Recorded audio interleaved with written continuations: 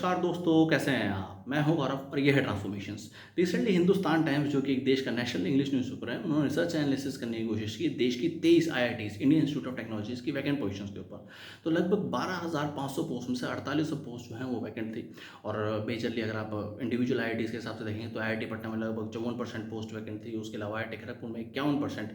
और ऐसे ही लिस्ट है आईआईटी कानपुर की, आईआईटी दिल्ली की, आईआईटी बॉम्बे की। और ओवरऑल परसेंटेज बेस में देखेंगे तो लगभग 38% जो पोस्ट थी वो वैकेंट थी। इस बारे में उन्होंने आईआईटी के डायरेक्टर से, ओवरऑल एडमिनिस्ट्रेशन से बात करने की कोशिश भी की। तो उन्होंने ऐसा बताया कि जो मेजरली पोस्ट जो वैकेंट हैं, ये पीएचडी कोर्सेज़ की जो हैं जो पोस्ट हैं वैकेंट हैं। और मेजरली क्या होता है कि जो लोग हैं वो इंटरनेशनल यूनिवर्सिटीज़ को या बड़े रिसर्च इंस्टीट्यूशंस को इंश्योर करते हैं या फोकस करते हैं इंस्टेड कि वो आईआईटी में एडमिशन ले। और सेकेंडली जो उनका जो सिलेक्शन प्रोसेस है इन सब पोस्ट के लिए, इन सब प्रोफेसर्स के लिए और सीनियर एडमिशन फैकल्टी के लिए, वो काफ़ी ज़्यादा सिलेक्टिव है और काफ़ी ज़्यादा कॉम्पिटिटिव है। तो उस वजह से काफ़ी सारे उनको राइट कैंडिडेट या सुटेबल कैंडिडेट भी नहीं मिल पाते। इस वजह से जो है पोस्ट खाली हैं।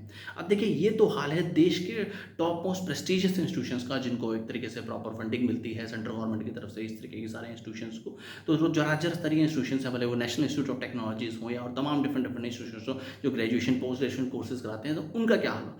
उनके बारे में तो कोई डेटा भी इस तरीके से अवेलेबल नहीं है। ऑल्दो छोटे मोटे जो एक तरीके से आपके मीडिया चैनल्स हैं या ओवरऑल जो आपके सोशल मीडिया है, वो इन सब चीज़ों के ऊपर काफ़ी बार रिसर्च एनालिसिस करते हैं। बट नेशनल मीडिया में इस तरीके की कोई भी खबर सुनने को नहीं मिलती, क्योंकि कितना ज़्यादा दुखद है देश के युवाओं के लिए। ओवरऑल जो हमारे देश की जो पॉपुलेशन है, लगभग 86% युवाओं की पॉपुलेशन, और उनके लिए इस तरीके की सिचुएशन कंडीशंस है कि जो टॉप मोस्ट प्रेस्टीजियस इंस्टीट्यूशंस हैं उनकी भी पोस्ट है वैकेंट है।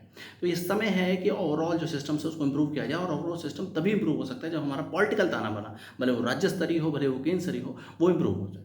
और इस तरह की चीज़ों को देखते हुए मैं ट्रांसफॉर्मेशन जैसे प्लेटफॉर्म बनाने की कोशिश की है, जो कि भारत का पहला एक ऐसा इक्वल अपॉर्चुनिटी ट्रांसपेरेंट प्लेटफॉर्म है, जो कि भारत के हर युवा को, हर इंटेलेक्चुअल पर्सन को ये अपॉर्चुनिटी देता है ताकि अपने विचारधारा से, विजन से, पर्सपेक्टिव से इंडियन पॉलिटिक्स एज वेल जो इलेक्ट्रो सिस्टम उसका हिस्सा बन पाए और आगे चलिए केंद्र स्तरीय चुनाव में, राज्य स्तरीय चुनाव में अपनी नॉमिनेशन करके, अपनी दावेदारी दे के, आम जनता, आम जनमानस का नुमाइंदा बन के, राज्य में विधायक बन के आपके विधानसभा में पहुँचे, केंद्र में सांसद बन के संसद पहुँचे और बेटर नियम कानून पास करे, बेटर बिल पास करे और आगे वाले जो चुनौतियां हैं देश के सामने उनका बेटर सोल्यूशन कर सके फेज मैनर में, और देश की प्रगति में, क्षेत्र की प्रगति में और राज्य की प्रगति में योगदान दें। जय हिंद, जय भारत।